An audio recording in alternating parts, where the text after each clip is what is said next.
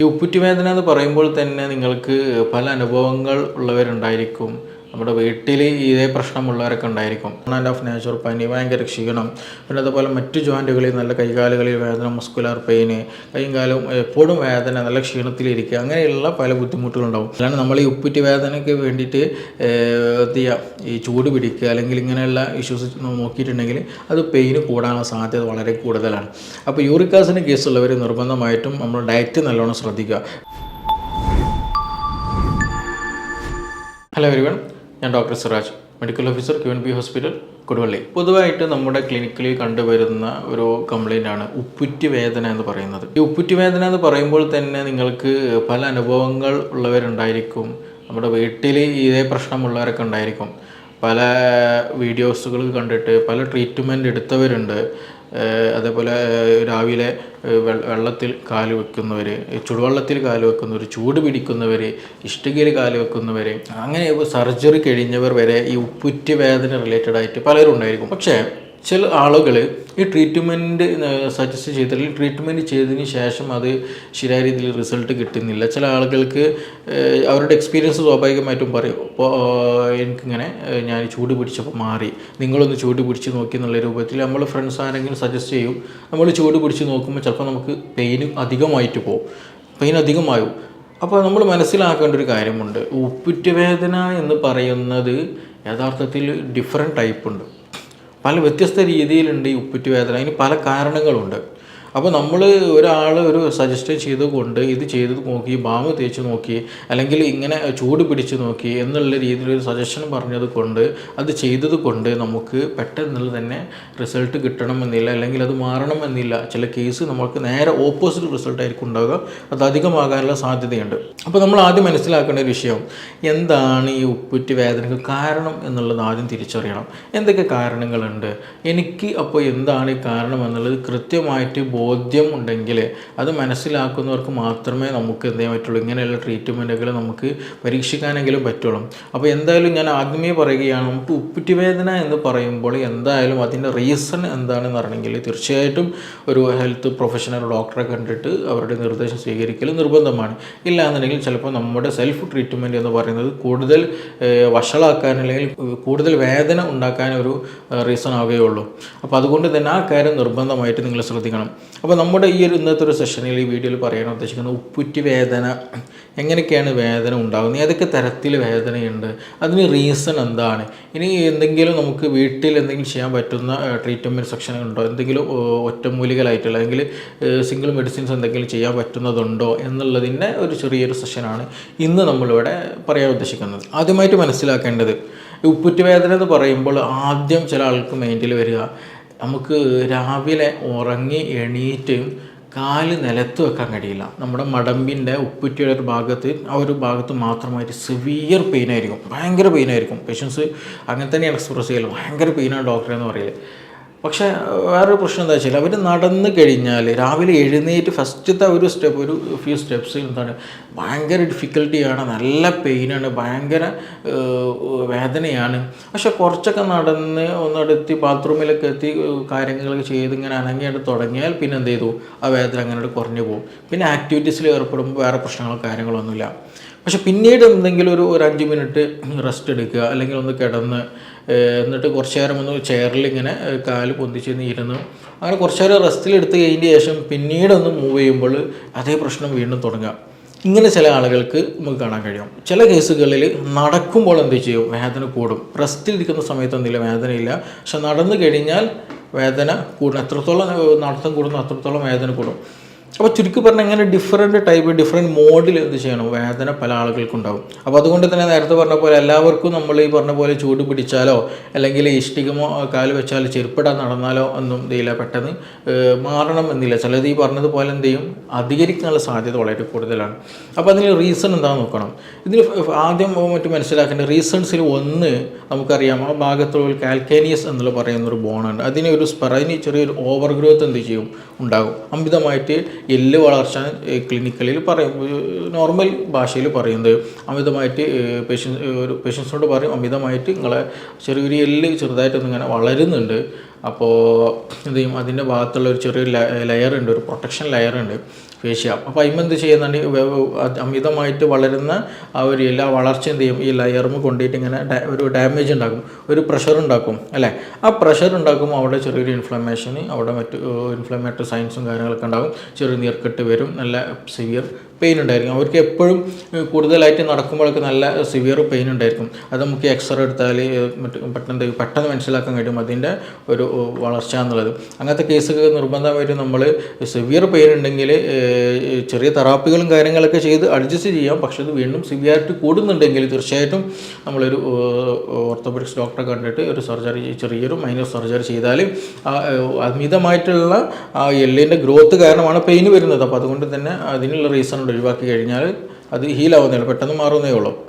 പിന്നെ മറ്റൊരു വിഭാഗമുണ്ട്, ചില കേസുകൾ നമുക്ക് വേദന വരാനുള്ള റീസൺ എന്ന് പറയുന്നത് യൂറിക് ആസിഡിൻ്റെ കേസുകളുണ്ട്. യൂറിക് ആസിഡ് മെറ്റബോളിക് ഡിസോർഡർ, നമുക്കൊക്കെ പരിചയമുള്ളൊരു വേർഡാണ് യൂറിക് ആസിഡ് എന്ന് പറയുന്നത്. നമ്മുടെ പ്രോട്ടീൻ മെറ്റബോളിസത്തിൻ്റെ ഒരു ബൈ പ്രൊഡക്റ്റ് ആയിട്ട് വരുന്ന, ഇപ്പോൾ യൂറിക് ആസിഡിൻ്റെ പ്രസൻസിൽ കാരണമായിട്ട് അല്ലെങ്കിൽ അതിൻ്റെ അമിതമായിട്ടുള്ള പ്രസൻസ് നമ്മുടെ ബോഡിയിൽ വരുമ്പോൾ ഈ പറഞ്ഞ വലിയ ജോയിൻറ്റുകളിൽ, കാൽമുട്ട് ജോയിൻറ്റുകളിലൊക്കെ എന്ത് ചെയ്യും, യൂറിക് ആസിഡിൻ്റെ ഡെപ്പോസിറ്റ് ഉണ്ടായിരിക്കും. അതേപോലെ നമ്മുടെ ഈ അങ്ങനെയുള്ള പേഷ്യൻസിന് എന്താറുണ്ട്, യൂറിക് ആസിഡിൻ്റെ ഇഷ്യൂസ് ഉള്ളവർക്കും ഈ ഉപ്പുറ്റിയുടെ വേദന ഉണ്ടാകാറുണ്ട്. രാവിലെ എഴുന്നേൽക്കുന്ന സമയത്ത് പ്രത്യേകിച്ച് ഉണ്ടാകും. അത് എക്സ്ട്രാ വർക്ക് ചെയ്യുന്ന സമയത്തും കൂടുതലായിട്ട് കാണുന്നുണ്ട്. അപ്പോൾ യൂറിക് ആസിഡിൻ്റെ ഇഷ്യൂ ഉള്ളവർക്ക് ഇതേപോലെ ഉപ്പുറ്റിക്ക് വേദന ഉണ്ടെങ്കിൽ തീർച്ചയായിട്ടും കോറിലേറ്റ് ചെയ്യേണ്ട ഒരു മേഖലയാണ് ഇത് യൂറിക് ആസിഡ് കൊണ്ട് വന്നതാണോ എന്നുള്ള ഒരു കൺഫ്യൂഷൻ, അല്ലെങ്കിൽ അങ്ങനെ ഒരു തോട്ട്സ് അവിടെ നിർബന്ധമായിട്ടും നമുക്ക് വേണം. അപ്പോൾ യൂറിക് ആസിഡ് ഉള്ളവർ നിർബന്ധമായിട്ട് ചിന്തിക്കുക വേണം, എനിക്കിങ്ങനെ ഉണ്ടോ ഇല്ല വരുന്നുണ്ടോ എന്നുള്ളത് നമ്മൾ നിർബന്ധമായിട്ട് ശ്രദ്ധിക്കേണ്ട ഒരു കാര്യം കൂടിയാണ്. അപ്പോൾ യൂറിക് ആസിഡ് കാരണമായിട്ട് എന്ത് ചെയ്യാം, ഈ വേദന ഉണ്ടാകുമെന്നുള്ളത് നമ്മൾ മനസ്സിലാക്കുക. പിന്നെ അതുപോലെ നമുക്ക് എന്തെങ്കിലും ഒരു ആക്സിഡൻറ്റ് സംഭവിക്കുക അല്ലെങ്കിൽ എന്തെങ്കിലും മുറിവ് സംഭവിച്ചാലും സ്വാഭാവികമായിട്ടും ആ ഭാഗത്ത് ചെറിയൊരു നീർക്കെട്ടുണ്ടായിരിക്കും, ചെറിയൊരു തടിപ്പോ കാര്യങ്ങളുണ്ടായിരിക്കും, നല്ല സിവിയർ പെയിൻ ഉണ്ടായിരിക്കും എന്നുള്ളത് വളരെ കോമൺ ആയിട്ട് ഉണ്ടാകുന്ന സംഗതിയാണ്. അപ്പോൾ അങ്ങനെ ഒരു നമുക്ക് 2 ദിവസം എന്തെങ്കിലും ആക്സിഡൻറ്റ് ഉണ്ടായി അല്ലെങ്കിൽ ജസ്റ്റ് ഒന്ന് കാലൊന്ന് വെച്ച് എവിടെയെങ്കിലും ഇടിക്കുകയോ അങ്ങനെ എന്തെങ്കിലും സംഭവിച്ചാൽ, അല്ലെങ്കിൽ എന്തെങ്കിലും ഒബ്ജക്റ്റ് ആ ഭാഗത്ത് വന്ന് വീഴുക, എന്തെങ്കിലും ചെറിയ രൂപത്തിൽ ഫ്രാക്ചറൊക്കെ സംഭവിച്ചാൽ സ്വാഭാവികമായിട്ടും ഈ പറഞ്ഞ പോലെ സിവിയർ പെയിൻ ഉണ്ടായിരിക്കും, നടക്കാൻ പ്രയാസം ഉണ്ടായിരിക്കും, അങ്ങനെയുള്ള ബുദ്ധിമുട്ടുകൾ ഉണ്ടായിരിക്കും. അപ്പോൾ അങ്ങനെയും റീസൺ ഉണ്ട്. പിന്നെ ഇതിനൊരു റീസണായിട്ട് പറയുന്നത് മറ്റൊരു കാര്യമാണ് റൊമാറ്റിസത്തിൻ്റെ പ്രശ്നം. ആമവാദത്തിൻ്റെ ഇഷ്യൂ ഉള്ളവർക്ക് ഈ പറഞ്ഞതുപോലെ ഉണ്ടായിരിക്കും. അവർക്ക് ഇതിൻ്റെ കൂടെ നല്ല പനി ഉണ്ടായിരിക്കും, ചില സമയത്ത് ഒരു ഓൺ ആൻഡ് ഓഫ് നേച്ചർ പനി, ഭയങ്കര ക്ഷീണം, പിന്നെ അതുപോലെ മറ്റു ജോയിൻറ്റുകളിൽ നല്ല കൈകാലുകളിൽ വേദന, മസ്കുലാർ പെയിന്, കൈയും കാലും എപ്പോഴും വേദന, നല്ല ക്ഷീണത്തിലിരിക്കുക, അങ്ങനെയുള്ള പല ബുദ്ധിമുട്ടുകളുണ്ടാവും. അവർക്കും ഈ പറയുന്ന പോലെ ഉപ്പുറ്റി വേദന എന്നുള്ള ഒരു സംഗതി അല്ലെങ്കിൽ അങ്ങനെ ഒരു വേദന അവർക്ക് കാണാറുണ്ട്. പിന്നെ നമ്മളിതിൽ കോമൺ ആയിട്ട് കാണുന്ന ഒരു സംഗതിയാണ് പ്ലാന്റാർ ഫേഷ്യേറ്റിസ് എന്ന് പറയുന്നത്. അതായത് ഈ നമ്മുടെ കാൽപാദത്തിൻ്റെ ഈ ഉപ്പുറ്റിയുടെ താഴ്ഭാഗത്ത് കൂടെ ഒരു ആർച്ച് ഉണ്ടല്ലോ, കാലിനൊരു ആർച്ചുണ്ട്, ആ ഭാഗത്ത് കൂടെ എന്താ പറയുന്നത് ഒരു ഫേഷ്യ പോകുന്ന ഒരു പാട, ഒരു നേർത്തൊരു ആവരണം കടന്നു പോകുന്നുണ്ട്. നമ്മുടെ ഒരു പ്രൊട്ടക്ഷനും ഇതിനൊക്കെ വേണ്ടിയിട്ടുള്ളതാണ്. അപ്പോൾ ആ ഒരു ആവരണത്തിന് ചെറിയൊരു ഡാമേജ് വരാം, അല്ലെങ്കിൽ അവിടെ എന്തെങ്കിലും ഒരു ഇൻഫ്ലമേഷൻ വരിക. ആ ഇൻഫ്ലമേഷൻ വരുമ്പോൾ സിവിയറായിട്ട് പെയിനും ഉണ്ടാകും, നടക്കാൻ പ്രയാസം ഉണ്ടാകും. അത് 2 കാലിനും ഉണ്ടാകണമെന്നില്ല. ഈ പറഞ്ഞ കേസുകളൊന്നും 2 കാലിനും ഉണ്ടാകണമെന്നൊരു നിർബന്ധമില്ല. ചിലപ്പോൾ സിംഗിളായിരിക്കും, ചിലപ്പോൾ 2 കാലിലും ഉണ്ടാകാം. അപ്പോൾ പ്ലാന്റാർ ഫേഷ്യേറ്റിസ് എന്ന് പറയുമ്പോൾ ഈ പറയുന്ന ഒരു നേർത്ത ആവരണം, ആ ഒരു പാട പോലെയുള്ള സ്ട്രക്ചറിന് ചെറിയൊരു ഇൻഫ്ലമേഷൻ, അവിടെ ചെറിയൊരു നീർക്കെട്ട് പോലെയൊക്കെ വരുമ്പോൾ നല്ല സിവിയർ പെയിൻ ഉണ്ടായിരിക്കും. അങ്ങനെയുള്ള കേസുകളിൽ എന്തായിരിക്കും, രാവിലെ എഴുന്നേൽക്കുന്ന സമയത്ത് നല്ല സിവിയർ പെയിൻ ഉണ്ടായിരിക്കും, നല്ല വേദന ഉണ്ടായിരിക്കും, ഭയങ്കര വേദന ആയിരിക്കും. പിന്നീട് കുറച്ചങ്ങോട്ട് മുമ്പ് ചെയ്ത് കഴിഞ്ഞാൽ വേദന കുറഞ്ഞു വരുന്നതായിട്ട് നമുക്ക് കാണാൻ കഴിയും. അതിന് ഇങ്ങനെ വരാനുള്ള റീസൺ എന്താണ്, ഇതിന് ഒരു പ്ലാന്റാർ ഫേഷ്യേറ്റിസ് ഒക്കെ വരാനുള്ള റീസൺസ് പറയുമ്പോൾ അതിന് ഒരുപാട് ചില സജഷൻസ് നമ്മൾ സ്റ്റഡീസുകൾ കാണാൻ കഴിയും. ഒന്ന്, ഒബസിറ്റി, അമിത വണ്ണം കാരണം എന്ത് ചെയ്യും, നമ്മുടെ ഫുഡിന് കൂടുതൽ പ്രഷർ വരും, അതുകൊണ്ട് ഈ പ്രശ്നങ്ങൾ ഉണ്ടാകുമെന്നുള്ള ഒരു സ്റ്റഡീസ് പറയുന്നുണ്ട്. അപ്പോൾ കൂടുതൽ ബോഡി വെയ്റ്റ് നമ്മുടെ ഈ ഫുഡിന് വരുമ്പോൾ അവിടെ ഒരു സ്വാഭാവികമായിട്ടും ഒരു പ്രഷർ അവിടെ വരും. അപ്പോൾ അതുകൊണ്ട് ആ ഫേഷ്യക്ക് ചെറിയൊരു ഡാമേജ് വരും, ഇൻഫ്ലമേഷൻ വരും, നല്ല പെയിൻ വരും. ഒന്ന് അത്.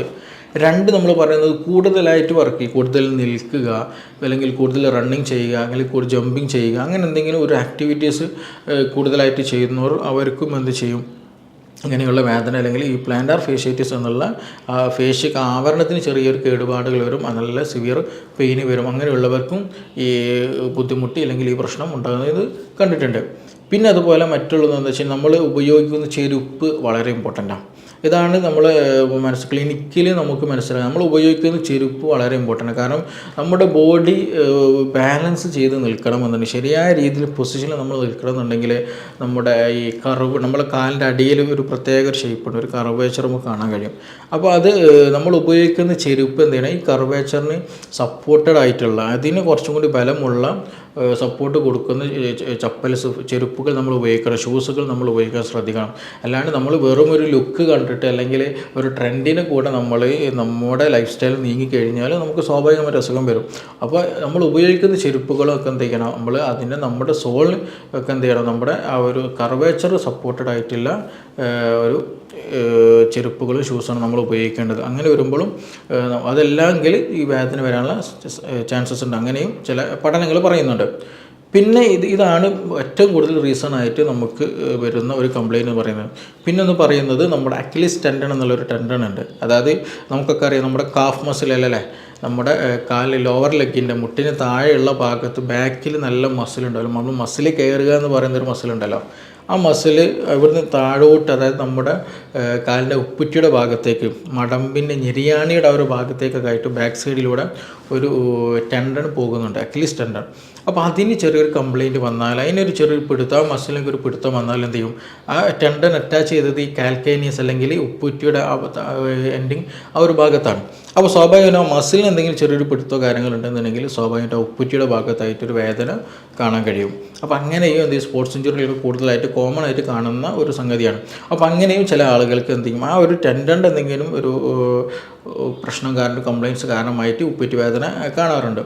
അപ്പോൾ കോമൺ ആയിട്ട് ഞാൻ ആദ്യം പറഞ്ഞു, ഉപ്പുറ്റി വേദന എന്ന് പറയലോട് കൂടിയിട്ട് നമ്മൾ ഒരിക്കലും എന്ത് ചെയ്യുക, അതൊരു സിംഗിൾ കാറ്റഗറിയിലേക്ക് കോൺസെൻട്രേറ്റ് ചെയ്യരുത്. ഇങ്ങനെയുള്ള ഒരുപാട് കാരണങ്ങൾ അതിൻ്റെ പിന്നിലുണ്ട് എന്നുള്ളത് നമ്മൾ ആദ്യം മനസ്സിലാക്കണം. അപ്പോൾ അത് മനസ്സിലാക്കണം എന്നുണ്ടെങ്കിൽ തീർച്ചയായിട്ടും ഒരു പ്രൊഫഷണൽ ഡോക്ടറെ കണ്ടിട്ട് എന്താണിത്, എല്ലിൻ്റെ വളർച്ചയാണോ, അല്ലെങ്കിൽ യൂറിക് ആസിഡിൻ്റെ പ്രശ്നമാണോ, ആമവാദത്തിൻ്റെ പ്രശ്നമാണോ, ഇനി അതല്ല ഞാൻ എന്തെങ്കിലും ഒബ്ജക്റ്റ് എടുക്കുക, എന്തെങ്കിലും അക്ഷരമുണ്ടോ, അല്ലെങ്കിൽ കാലെവിടെയെങ്കിലും വെച്ച് തട്ടിയപ്പോൾ എന്തെങ്കിലും മുറിവ് പറ്റിയോ, അല്ലെങ്കിൽ ഞാനൊരു സ്റ്റെപ്പും ഇറങ്ങിയപ്പോൾ എന്തെങ്കിലും മുറിവ് പറ്റിയോ, അതിലെന്തെങ്കിലും ചെറിയ ഡാമേജ് വന്നതോ ബോണിന്, അതിനുള്ള ചാൻസസ് ഉണ്ട്. അപ്പോൾ ഇതിന് എന്താണ് റീസൺ എന്നുള്ളത് നമ്മൾ നോക്കണം.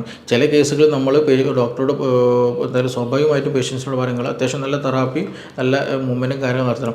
ചില കേസുകൾ നമ്മൾ പറയുന്നത് നിങ്ങൾ തെറാപ്പി ചെയ്യരുത്, നിങ്ങൾ റെസ്റ്റ് എടുക്കണം, കൂടുതൽ എക്സസൈസ് ഒന്നും ചെയ്യരുത് എന്ന് പറയും. അപ്പോൾ ഏത് കേസിലാണ് എന്നുള്ളത് നമ്മൾ അറിയണം. ഇല്ല എന്നുണ്ടെങ്കിൽ ചിലപ്പോൾ നമുക്ക് ഓപ്പോസിറ്റ് റിസൾട്ട് ആയിരിക്കും, കൂടുതൽ സിവിയാരിറ്റിയിലേക്ക് പെയിൻ എന്ത് ചെയ്യും നമ്മളെ കൊണ്ടുപോവുകയുള്ളൂ. അപ്പോൾ അതുകൊണ്ട് തന്നെ ഇങ്ങനെയുള്ള ഇഷ്യൂസ് കാര്യങ്ങളുണ്ടെങ്കിൽ നിർബന്ധമായിട്ട് ഒരു ഡോക്ടറെ കാണുക. ഇത് കോമൺ ആയിട്ട് നമ്മുടെ ക്ലിനിക്കിൽ വരുന്ന കേസുകളാണ്. ഇത് അത്ര വലിയ സിവിയാരിറ്റി ഉള്ള പ്രോബ്ലം അല്ല, പക്ഷേ ഈ ഒരു സിംറ്റം കാരണം, ഈ ഒരു വേദന കാരണം നമ്മുടെ ഡെയിലി ലൈഫിനെ നല്ലോണം ബാധിക്കും. അത് മിക്ക ഈ പ്രശ്നങ്ങളും കൂടുതൽ കാണുവരുന്നത് സ്ത്രീകളിലാണ് കൂടുതൽ കാണുവരുന്നത്. അപ്പോൾ അതുകൊണ്ട് തന്നെ അവരുടെ വീട്ടിലെ ഡെയിലി ആക്ടിവിറ്റീസ് നല്ലോണം ബാധിക്കുന്ന ഒരു പെയിനും കൂടെയാണ് ഈ പറഞ്ഞിട്ടുള്ള ഈ ഉപ്പുറ്റി വേദന എന്ന് പറയുന്നത്. അപ്പോൾ ഈ കാര്യങ്ങളൊക്കെയാണ് ഇതിന് കോമൺ ആയിട്ടുള്ളത്.